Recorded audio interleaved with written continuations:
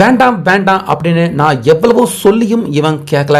முதல்ல என்னுடைய புத்தியை நான் செருப்பால அடிச்சுக்கணும். ஃபர்ஸ்ட் நான் இந்த இடத்துல செஞ்சது ரொம்ப பெரிய தவறு. அதனால லக்னோ சூப்பர் ஜெயிண்ட் அணியின் இந்த வெற்றி உண்மையான அவங்களுடைய திறமைக்கு கிடைச்ச வெற்றி கிடையாது அப்படின்னு போஸ்ட் மேட்ச் பிரசன்டேஷன்ல கேப்டனான சுப்மன் கில் ஒரு திமிரான தெனாவட்டான பேட்டியை நேற்றைய ஆட்டம் தோல்வி அடைஞ்சதுக்கு அப்புறமா அவரு கொடுத்திருக்காரு.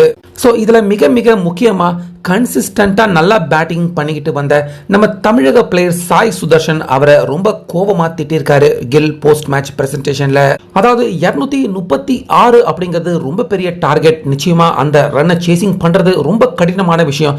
அதனால இந்த தொடர்ல எங்களுக்கு ஏற்கனவே ஓபனரான சாய் சுதர்ஷன், அதுக்கப்புறமா நான், அதாவது கில், மூன்றாவதா வந்த ஜாஷ் பட்லர், நாங்க 3 பேரும் தான் இந்த தொடர்ல கன்சிஸ்டன்டா குஜராத் அணி ஸ்கோரை ஒவ்வொரு ஆட்டத்திலையுமே சிறப்பா உயர்த்தத்துக்கு முக்கியமான பேட்டிங் பங்கு வகிச்சிருக்கோம். அதனால கண்டிப்பா சாய் சுதர்ஷன் நான் 2 பேருமே நிச்சயமா ஒரு நல்ல பார்ட்னர்ஷிப் துவக்கத்துல கொடுத்தா மட்டுமே இந்த ரன்னை எடுக்க முடியும் அப்படின்னு ரன் சேசிங் பண்ண வரத்துக்கு முன்னாடியே சாய் சுதர்ஷன் அவர்கிட்ட 1க்கு 4 வாட்டி வலியுறுத்தி சொல்லியிருந்தேன், கொஞ்சம் பொறுமையா விளையாடு, ஒரு 100 ரன் கடக்கிற வரைக்கும் பெரிய ஷாட்டை அடிக்க வேண்டாம் அப்படின்னு எவ்வளவோ வலியுறுத்தி தான் சொன்ன சாய் சுதர்ஷன் அவன் கிட்ட. ஆனாலுமே ஒரு கட்டத்துக்கு மேல என்னுடைய பேச்சை கேட்காம பிக் ஷாட் அடிக்கிறேன் அப்படின்னு தேவையில்லாம 21 ரன்லயே சாய் சுதர்ஷன் என்னுடைய பேச்சை கேட்காம அவன் அடிச்சு அவுட் ஆனது ரொம்ப பெரிய ஒரு அடி எங்களுக்கு பவர் பிளேலயே விழுந்துருச்சு. ஸோ அதனுடைய பாரம் அடுத்த சில ஓவர்கள்ல பட்லர் நானும் பிக் ஷாட் அடிக்க ட்ரை பண்ணி ஒரு கட்டத்துக்கு மேல நாங்களும் சீக்கிரமா அவுட் ஆக வேண்டியதாயிடுச்சு. சாய் சுதர்ஷன் மட்டும் என் கூட அழகா பார்ட்னர்ஷிப் போட்டு ஒரு 100 ரன் கடக்கிற வரைக்கும் ஸ்ட்ரைக்ல நின்றுட்டு இருந்தா நிச்சயமா இந்த ரன்னை நாங்க சேசிங் பண்ணிருப்போம் அப்படின்னு கில் பேசியிருக்காரு. அதே போல அடுத்ததா தன் மேலேயே மிகப்பெரிய ஒரு குற்றச்சாட்டு கில் அவர் பதிவு பண்ணியிருக்காரு. அதாவது டாஸ் ஜெயிச்சதுக்கு அப்புறமா கண்டிப்பா நாங்க தான் ஃபர்ஸ்ட் பேட்டிங் பண்ணியிருக்கணும். ஏன்னா இதுக்கு முன்னாடி லக்னோ அணிக்கு எதிராக நாங்க விளையாண்ட ஆட்டத்திலையுமே ஃபர்ஸ்ட் நாங்க தான் பேட்டிங் பண்ணோம், இரண்டாவதா நாங்க எடுத்த ரன்னை அவங்க சேசிங் பண்ணிட்டாங்க. ஸோ அதே மாதிரியான ஒரு சிச்சுவேஷன் டாஸ் நான் ஜெயிச்சும் லக்னோ அணிக்கு முக்கியமா ரிஷப் பண்ட் அவருக்கு ஏற்படுத்தி கொடுத்துருக்க கூடாது. ரிஷப் பண்ட் உடனே அந்த நல்வாய்ப்பை அவங்க ரொம்ப சிறப்பா பயன்படுத்திக்கிட்டாங்க.